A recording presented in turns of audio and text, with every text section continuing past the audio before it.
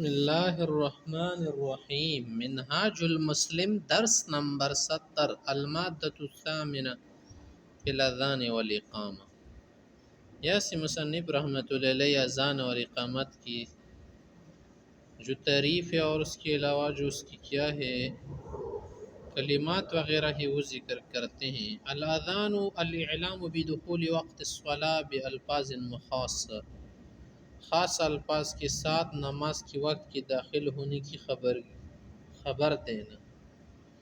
حکم کیا ہے؟ الاذان واجب کفائی علی اہل المدن والقرى، کسی گاؤں میں اذان کا ہونا ضروری ہے، کسی شہر میں اگر سب جگہ جڑے تو پھر جنگ لازم ہے۔ اذا حضرت الصلاة فلیؤذن لکم احدکم ولیؤمکم اکبرکم۔ وَيُسَنُّ لِلْمُسَافِرِ وَالْبَادِ، مسافر کے لیے جو غیر مسافر ہے، علاقے کا رہنے والا، کسی بھی طرح کے انسان مسلمان کے لیے سنت ہے کہ وہ اذان دے نماز کے لیے۔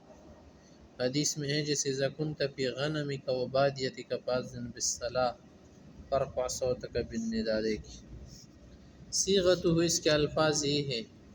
ابو محذور رضی اللہ عنہ کو پیغمبر علیہ السلام نے سکھایا تھا اللہ اکبر اللہ اکبر، اشہد ان لا الہ الا اللہ، اشہد ان لا الہ الا اللہ، اشہد ان محمد رسول اللہ، اشہد ان محمد رسول اللہ۔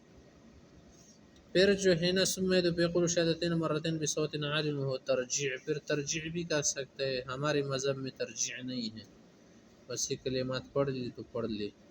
حی علی الصلاة، حی علی الصلاة، حی علی الفلاح، حی علی الفلاح۔ اگر فجر کی اذان ہو تو الصلاة خیر من النوم، دو مرتبہ ہی پڑھے، پھر اللہ اکبر لا الہ الا اللہ۔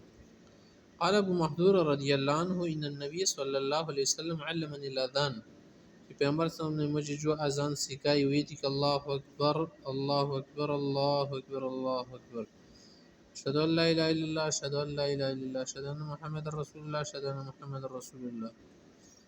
پھر دو مرتبہ ترجیع کرے، ترجیع شوافی وغیرہ کیا کرتے ہیں سنت سمجھتے، ہمارے نزدیک ترجیع ابو معذور صاحب کو پیغمبر صلی اللہ علیہ وسلم نے تعلیم کے لیے دی تھی تاکہ ترسیخ بالقلب ہو جائے، اس کے دل میں ایمان راسخ ہو جائے، اور اس نے اشہد ان محمد رسول اللہ، اشہد ان لا الہ الا اللہ کلمات آہستہ کہے تھے، ہچکچاہٹ کے ساتھ۔ جیسے انسان کچھ پڑھتا ہے نا تو اس سے دوبارہ پڑھوا دی، اس لیے نہیں تھا کہ سنت ہے۔ حی علی الصلاة حی علی الفلاح دو مرتبہ پڑھے۔ آگے ہے ما ینبغی یکون علیہ المؤذن، مؤذن کا کیسے ہونا چاہیے، کس طرح؟ یحسن بالمؤذن یکون امینا صیتا عالما باوقات الصلاة، کہ مؤذن کا امین ہونا چاہیے اور اوقات صلاة کو صفتہ ہو، یزن علی مکان عال کالمنارۃ ونحوها، بلند جگہ پر اذان دے تاکہ آواز سب سنے اور سمجھ سکے۔ آج کل تو اسپیکر وغیرہ سب کچھ آ گئے۔ وَيَدْخِلْ إِصْبَعَيْهِ فِي أُذُنَيْهِ، دو انگلیاں داخل کرے کانوں میں تاکہ آواز بلند ہو۔ وَيَلْتَفِتْ يَمِينًا وَشِمَالًا بِكَلِمَتَيْ حَيَّ عَلَى الصَّلَاةِ حَيَّ عَلَى الْفَلَاحِ، حَيَّ عَلَى الصَّلَاةِ حَيَّ عَلَى الْفَلَاحِ سے دائیں بائیں بھی گھوم سکتا ہے، پورا نہ گھومے، صرف منہ کو گھمائے۔ اگر میزانہ وسیع ہو تو پھر اس میں ایک قدم جا سکتا ہے۔ الاقامۃ، حکم الاقامۃ سنۃ واجبۃ لکل صلاۃ فرض من الصلوات الخمس سواء كان صلاۃ حاضرۃ او فائتہ، نماز موجودہ نماز یا قضا ہو گئی ہو، سب کے لیے جو بھی فرض نمازیں ہونا ان کے لیے اقامت سنت واجب ہے، موقع ہے، اور جو نفل وغیرہ وتر ہے نا ان کے لیے نہیں ہے۔ ولقول انس رضی اللہ عنہ امر بلال یا امر بلال یشفع الاذان ویتر الاقامہ، صیغتها، اقامت کا صیغہ اس کے الفاظ وہی ہے جو اذان کے ہوتے، کما جاءت فی حدیث عبداللہ بن زید الذی رأى رؤیا الاذان، جسے عبداللہ بن زید بن عبد ربیہ نے اذان کے کلمات نیند میں خواب میں دیکھے تھے نہ سنے تھے، وہی کلمات۔ حی علی الصلاة حی علی الفلاح جب پڑھے اس کے بعد قد قامت الصلاة قد قامت الصلاة پڑھ لے۔ الامام املک بالاقامہ، تنبیہ کر رہے کہ امام زیادہ مالک ہے کہ اقامت دے۔ فلا یقیم المؤذن الصلاة الا عند حضور الامام، مؤذن کو نہیں چاہیے کہ اقامت دینا شروع کر دے جب امام حاضر ہو تب، اور اس سے اجازت لے۔ المؤذن املک بالاذان والامام املک بالاقامہ، دیکھیے مؤذن تو اذان دے لیکن جو اقامت ہے وہ امام۔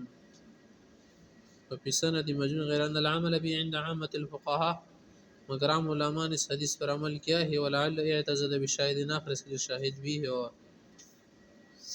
یستحب یا یستحب ما یلی، مستحب چیزیں بتا رہے ہیں اذان اقامت۔ ترسل تمہل فی الاذان، اذان جلدی جلدی نہ دے بلکہ بیچ میں فاصلہ کر لے۔ والحذر من الاسراع فی الاقامہ، اقامت پہ در پہ پڑے یعنی بیچ میں زیادہ سانس نہ لے۔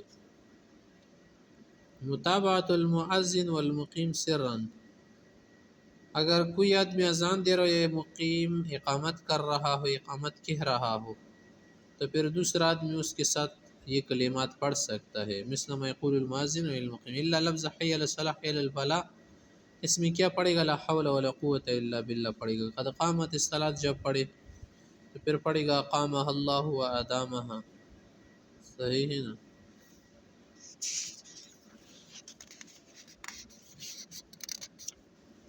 جیسے حدیث میں ہے کہ اذا سمعتم المؤذن فقولوا مثل ما یقول المؤذن، مؤذن جب اذان دے رہا ہو تو تم بھی اس کی طرح کیا کرو، اذان کے کلمات کہہ دیا کرو۔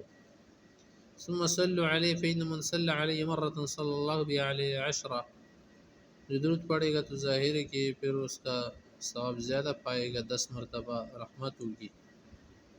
پھر بعد میں یعنی درود شریف سے مراد یہ نہیں کہ آپ اسی وقت درود شریف شروع کریں محمد کا لفظ سن کے، نہ اذان اقامت کے اذان کے بعد جو دعا ہے نا وہ پڑھ لی کہ اللہم رب ذی دعوت التامہ، وہ والی دعا مراد۔ الدعاء بخیر بعد الاذان، اور بھی دعا مانگ سکتا ہے، وہ والی جو مخصوص معروف دعا ہے وہ تو پڑھ بھی سکتے ہیں اور بھی بول سکتے ہیں۔ دعا ولا یرد بین الاذان والاقامہ، اذان و اقامت کے بیچ جو ہے دعا قبول ہو جاتی ہے۔